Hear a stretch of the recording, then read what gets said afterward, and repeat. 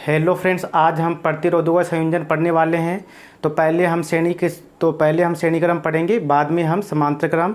तो चलिए फ्रेंड, हम स्टार्ट करते हैं। उससे पहले यदि आपने हमारे चैनल को सब्सक्राइब नहीं किया है तो आप सब्सक्राइब कर दीजिए और आप वीडियो को पूरा देखिए।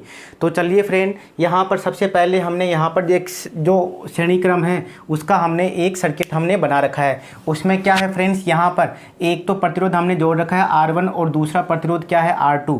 जो वोल्टमीटर है उनको हमेशा जो समांतर क्रम है उनमें ही जोड़ा जाता है, इसलिए हमने V1 और V2 हमने जोड़ रखा है। यहाँ पर एक बैटरी हमने जोड़ रखी है और ये ऐसे इसमें धारा जा रही है और इसके लिए हमने यहाँ पर एक अमीटर लगा रखा है। अमीटर हमेशा श्रेणी क्रम में ही जोड़ा जाता है।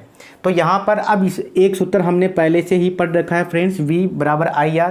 और हमारे को ये भी ध्यान में रखना है कि इसमें से जो धारा जा रही है वही धारा इसमें से भी जा रही है। इसका मतलब दोनों में किसका मान समान है फ्रेंड्स, दोनों में I का मान समान है। अब यहाँ पर देखो, यदि यहाँ पर V आया है और यहाँ पर V1 है और यहाँ पर क्या है V2, यहाँ पर जो V1 तो इसका मतलब क्या हो गया, यानी V बराबर V1 प्लस V2। तो यहाँ पर क्या है, अब हमने V का मान क्या रखा, IR हमने V का मान रखा है।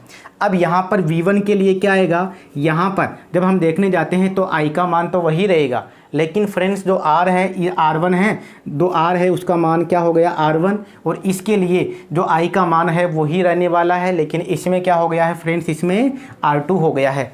अब यहाँ पर इसमें क्या है, देखो यहाँ पर भी I है, यहाँ पर भी I, यहाँ पर भी I, इसलिए हमने तीनों I को आपस में काट दिया। तो यहाँ पर दो प्रतिरोध है, तुल्य प्रतिरोध का सूत्र क्या आ गया है फ्रेंड्स, R बराबर R1 प्लस R2 तुल्य प्रतिरोध का सूत्र आ गया है। तो इस तरह से ये हमारा सूत्र हो गया है। अब यदि हमारे को जैसे मान लो कोई क्वेश्चन करना हो तो हमने एक छोटा सा क्वेश्चन ले लिया है कि जैसे दो प्रतिरोध हैं, एक है 4 ओम का फ्रेंड्स, एक है 5 ओम का। यदि हम इनको श्रेणी क्रम में जोड़ते हैं तो इनका तुल्य प्रतिरोध का मान क्या आएगा। तो ऐसे पहले का R1 और दूसरा R2, तो यहाँ पर 4 और 5 ओम, 4 और 5 कितना आंसर आ गया है 9 ओम। तो यहाँ पर ऐसे हमने देखा कि 9 ओम का आंसर आता है। और जब भी हम श्रेणी क्रम में जोड़ते हैं तो हमेशा तुल्य प्रतिरोध का मान अधिकतम ही आता है। इसलिए यदि कभी भी क्वेश्चन में आपको ऐसे कहा जाता है कि आपको अधिकतम तुल्य प्रतिरोध पता करना है और ये नहीं कहा जाता है कि श्रेणी क्रम में करो या फिर आपको समांतर क्रम में, तो आपको किस में करना रहेगा फ्रेंड्स, तो आपको हमेशा श्रेणी क्रम संयोजन में ही करना पड़ेगा जब भी अधिकतम के लिए कहा जाता है।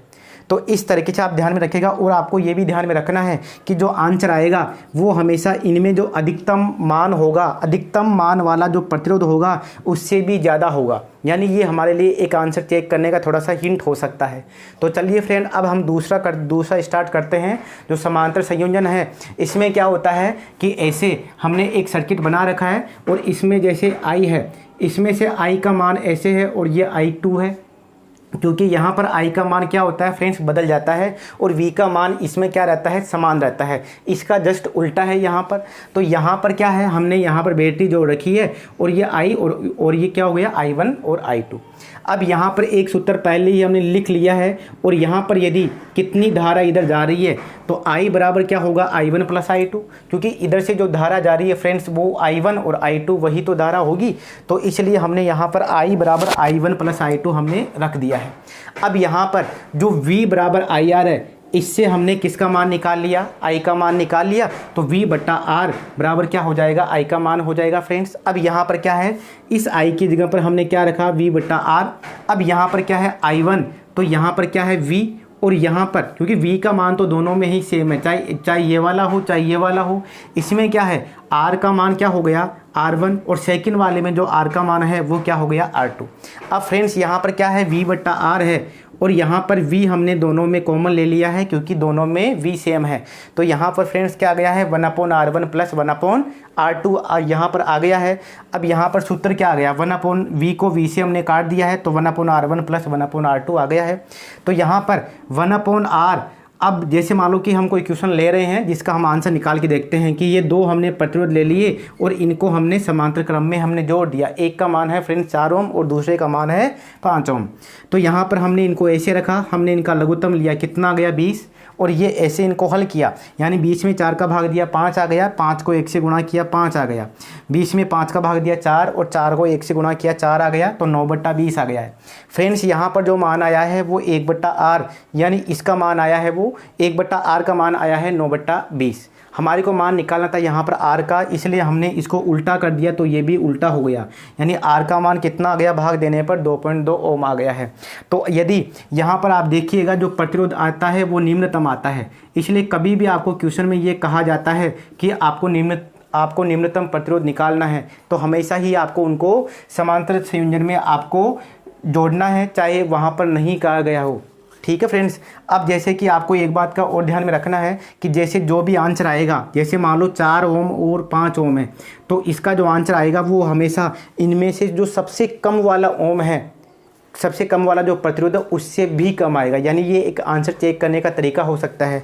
यानी इसका कहने का मतलब यह है कि जैसे हमारे पास में तीन प्रतिरोध है, 1 2 3, यानी उन तीनों का मान यह है। यदि हम इनको समांतर क्रम में जोड़ते हैं तो इनका आंसर क्या आएगा, तो इनका आंसर जो सबसे कम प्रतिरोध है इससे भी कम आएगा, यानी 0 पॉइंट समथिंग आएगा, 0.9 0.8 ऐसे कोई ना कोई इसका मान आएगा। तो ये हमारा आंसर चेक करने का तरीका हो सकता है जिससे हम जल्दी से आंसर को कैच कर सकें। तो इस तरीके से फ्रेंड हमने इनको पढ़ लिया है। तो ओके फ्रेंड्स।